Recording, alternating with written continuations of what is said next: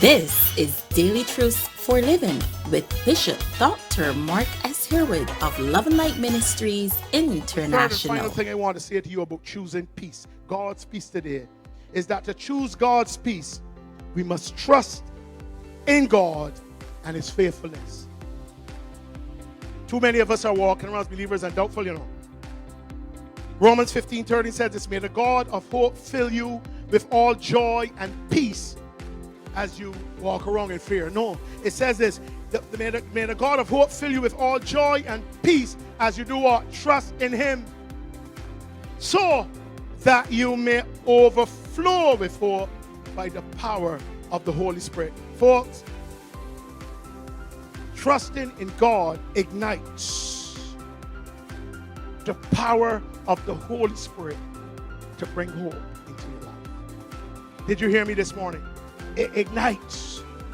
What we must do, or what we must not do, is equate trust with the assumption that God will give us what we want. For this will cause us to set up ourselves for disappointment. Hear what I'm saying, believers. You are not here. Or let me put it the other way. God is not where He is and everywhere for you. Of course, we have heard we are blessed and all of that. But you are here for God. Get it right. Believer, hear me this morning. You are here for God, not the other way around.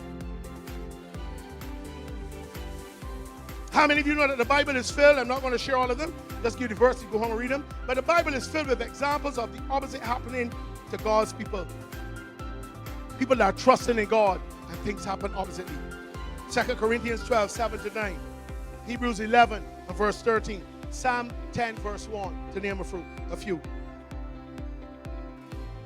Folks, hear me this morning. Trust means that we have set our hearts to believe God, whatever may happen. How many of you here this morning have set your heart, Malik Flynn, you have set your heart to trust God through everything? How many of you? Can I see by your hands? Come on. Help me to show what we're talking about. Open up your hand.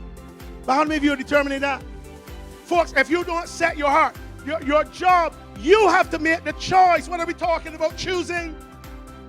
None of the elders, my dear wife, can set your heart to believe. No. Only you can do that. How many of you know that when we seek or we insist on being in control, and I've lived that, we sabotage God's desire to let us live in peace? I'll say that again. When we insist on being in control, how many of you have been there trying to fix things for God, praying and still reaching in to help God, have found out that it is better to rest in God and let Him work? Did you hear me? But when we insist on being in control, we sabotage, or we can sabotage, God's desire to let us live in peace.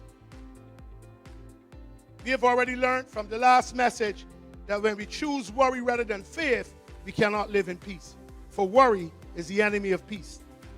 This morning I say to you that God invites us to cast our cares upon Him and don't pick them back up. We must let them go. 1 Peter 5:7. And I can see why He did. For we as human beings have the tendency to lean on our own understanding. Yeah, many times in my life, 20 years ago, I tried to lean on my own understanding. I tried even to lean on other people's understanding of what God's will was for me for my life. So I had to bite a bullet. I had to trust God in the midst of people saying, where he don't come from. Where he went and studied. But when I was burning in the oil, nobody didn't know why. Because I was seeking to trust God. And whatever He had called me to do, I was prepared to do it. But here's what I want to tell you.